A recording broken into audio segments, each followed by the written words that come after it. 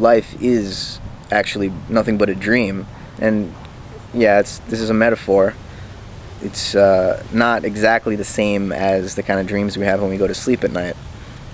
But look at the similarities in this respect. Being born, we're not immediately consciously aware of ourselves and of our past and our story and our goals. You know, we don't become a conscious person.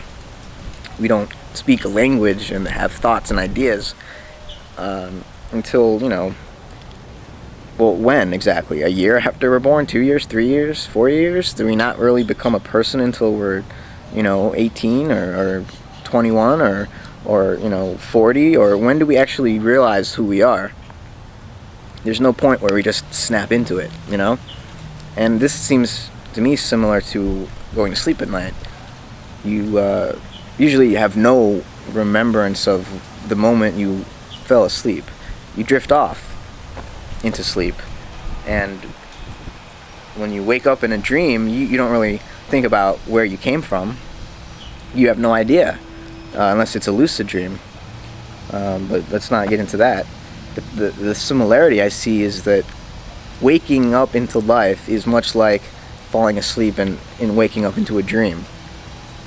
And just like the dream, you don't know when you're going to die, unless it's lucid, but you also don't know what happens after you die. And you couldn't have predicted while dreaming that there could be such a thing as waking up. And, you know, here we are in life as actual human beings. We think we're really, really awake, that this isn't a dream. And yet we don't know where we came from. We don't know what's going to happen after we die. For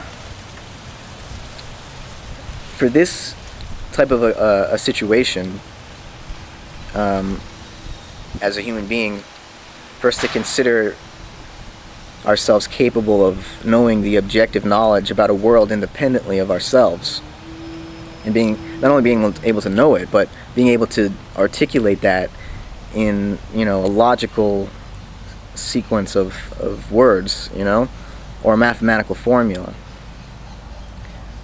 which you know, quantum physics is attempting to do this, or at least some quantum physicists say that they're attempting to measure the objective world. I mean, there are other interpretations where they say, well, we're really just playing with mathematics and building machines to get nature to somehow obey these mathematical formulas, and that nature in itself can't really be described by these equations, because we can only test them by interfering with the natural process.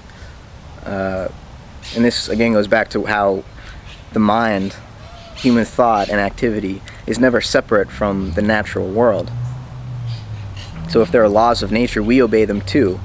And if we are the ones obeying them, if we are in a sense inside these laws and arise out of them, how could we then turn the mirror on ourselves and know those laws and theoretically be able to control the natural world as though we were an engineer manipulating it from the outside, not affected by our own interference?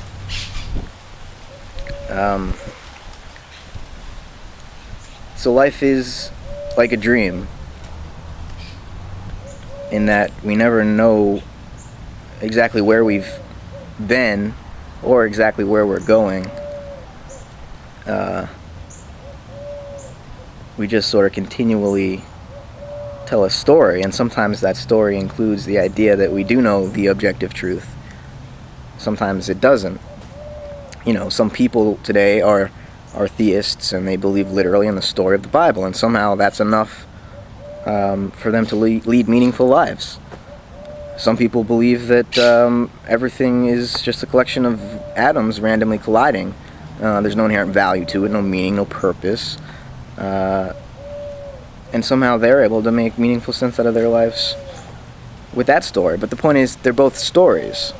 The materialist doesn't have objective knowledge, empirical data that he can provide to anybody who will, you know, assuming they're intelligent enough to understand it. Not everybody's going to agree That gives a purpose to life. So we're always telling stories to ourselves. Nobody has the one true story. I don't want to make this sound like everything is subjective, because I do think there is such a thing as nature. There is Tao. But it can't be spoken. It underlies everything that there is.